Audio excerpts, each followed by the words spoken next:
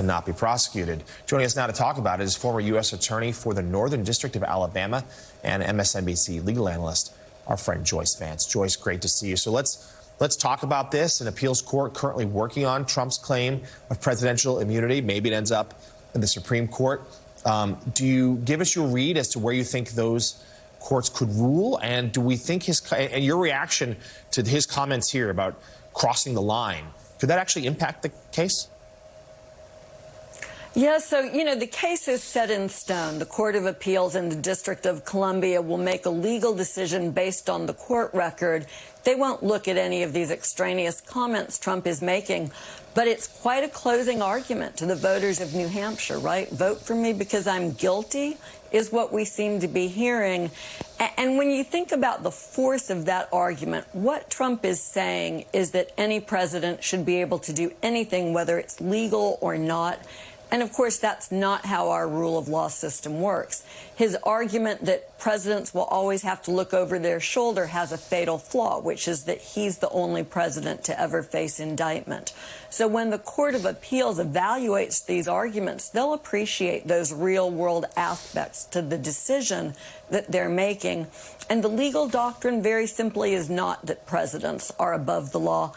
I don't think the Court of Appeals in the District of Columbia will have any difficulty rejecting Trump's arguments.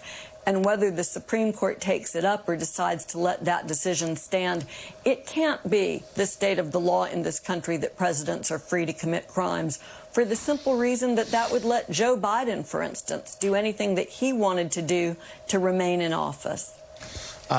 Joyce, we're going to get reaction to some developments out of Georgia, where, of course, there's this sprawling state case into Trump and his associates there and whether they interfered with the election there. A judge has ordered hearing on the DA, Fani Willis's potential misconduct claims. Tell us what's going on there. Yeah, so these claims have been brought by one of the defendants, one of Trump's co-defendants, Michael Roman, a Republican political operative. And he is apparently using sealed material in the divorce case from one of the prosecutors that Fani Willis brought in from private practice, Nathan Wade. The allegation is that Willis and Wade are engaged in a romantic relationship. Judge McAfee is doing absolutely the right thing here. He'll hold a public hearing. He'll put all the evidence on the record. Right now, Mr. Roman's lawyer has said that although she does have witnesses who will testify, they were not willing to provide her with any form of affidavit. So there's no evidence in the record regarding this, just the bald allegations. What we'll see in the hearing is a judge who will take testimony, see if there's evidence. Even if there's an improper relationship between the two, that would show bad judgment. It might create an internal ethics sort of an issue inside of the office.